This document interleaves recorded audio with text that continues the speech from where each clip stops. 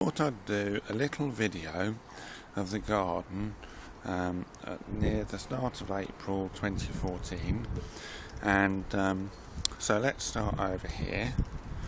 And what you can see there by the canes are some broad beans which I bought from the garden centre. This whole area in the long run is just going to be runner beans, French beans, peas, onions, and I'm going to put some nasturtium plants in there as well because they're good companions, I think, for the beans and peas and stuff. So these broad beans are really just a catch crop. They're just to get an extra crop in before the runner beans get really big. So really anything we get here is a bonus. So that's that, and they go all the way up there, and then in between the broad beans you can see that's a little bulb from which should have come out before, and that is as well. And you can see here, if I move in really close, you can see an onion bulb starting, and I've put them all along that row and a row further back as well, because by the time they get really big the broad bean plants will be out, and we'll have had them, and something's eating that one. I've got to work out what that is, but that shouldn't be a problem. And then along the front here we've got some peas, one or two of them coming through. There's one of them, and along the back we've got where the 8-foot canes are. We've literally just today we've just sown some runner beans, and again by the time they get big these broad bean plants will be out. We've also got some runner beans that are going to grow up the tree as well, and the other one up there, so that's all good. We've got some more peas here. Again, some of them are just coming through, and that is right up to the carrots, which are just along here, and I can't see any coming through yet. Spring onions, we've got one or two just started coming through today, and 2 rows here of rocket. Now you can see that I've sown them in stations, and what that means is that when I thin them, which will be very soon, I just need to thin a few around each station rather than thinning the whole line of them. We've got some cabbage here, and further along, I don't think you can see them on there, but they are coming through. Radishes, again you can just see them there. Couple of rows of beetroot, one row there, one row there, but I don't think you can see them on this camera. And a couple of rows of little gem lettuces. You can just see some starting to come through there.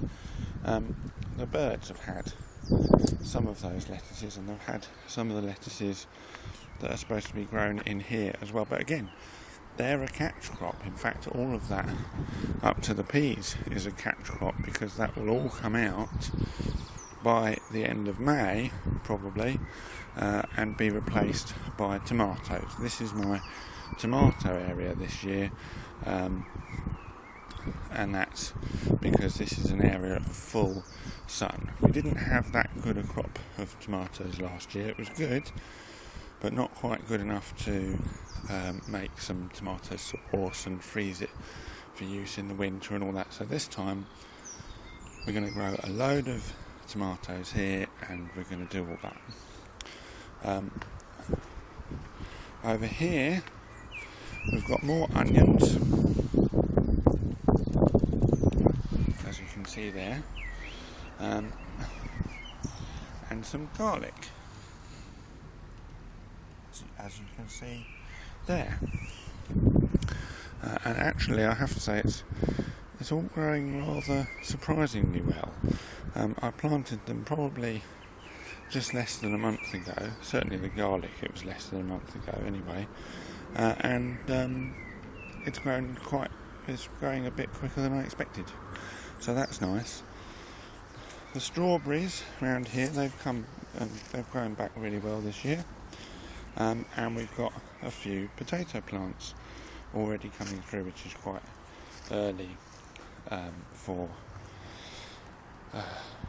the time of year, as they say.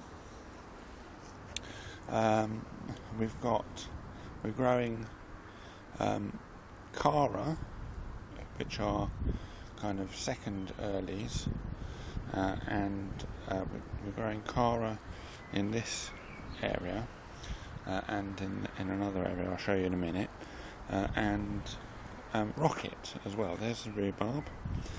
Rhubarb is not doing quite so well this year, but it's still pretty good, so that's alright.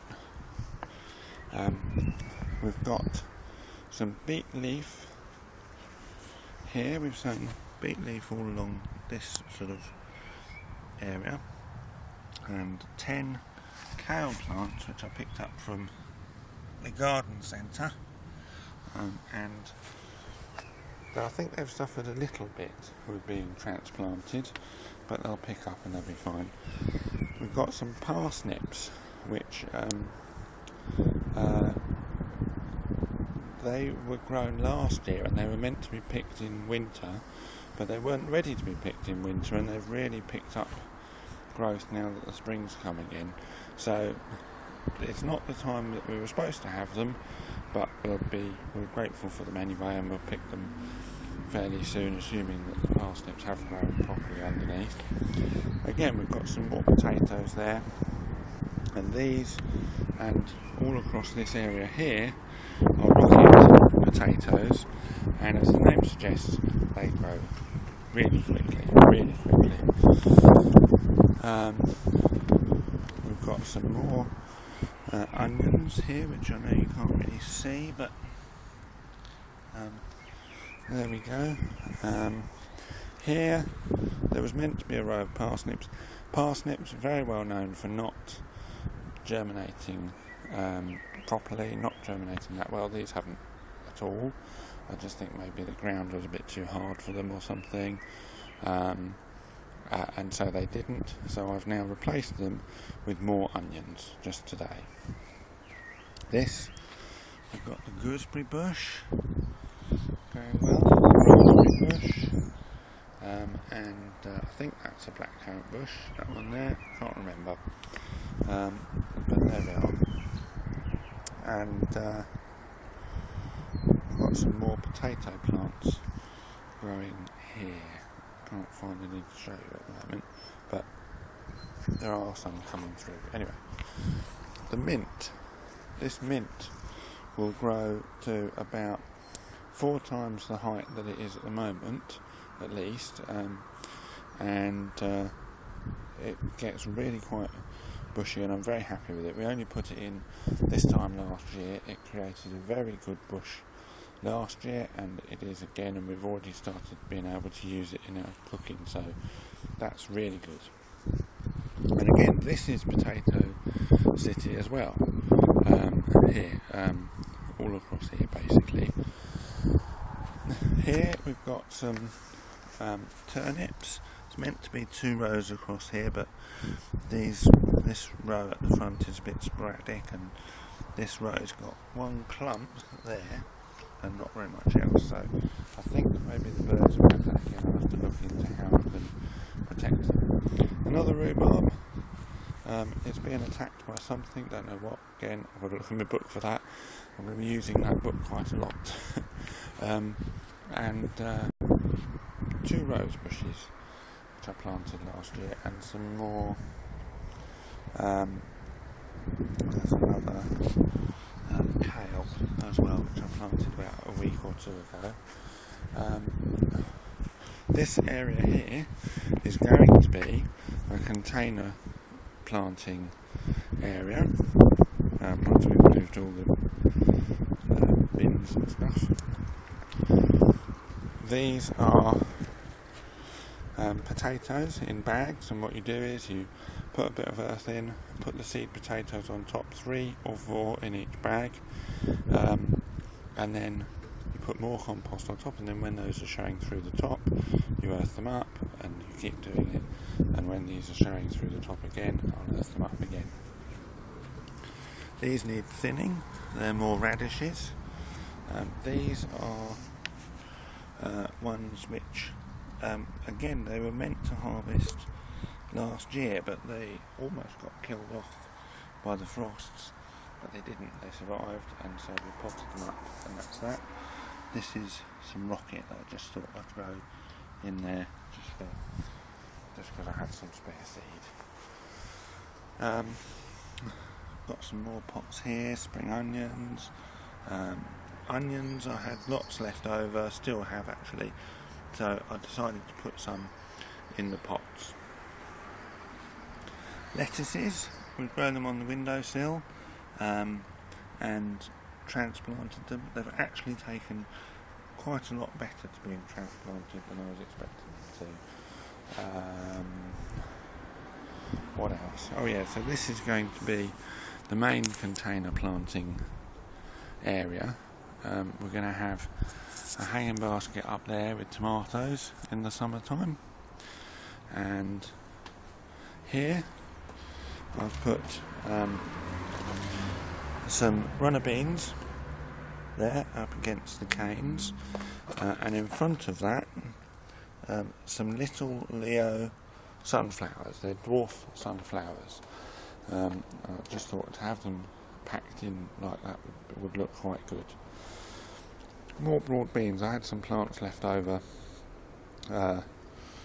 so I potted them up, and there we are. And I'll finish off by having a cup of tea because I'm knackered. Right, and that is the garden in April.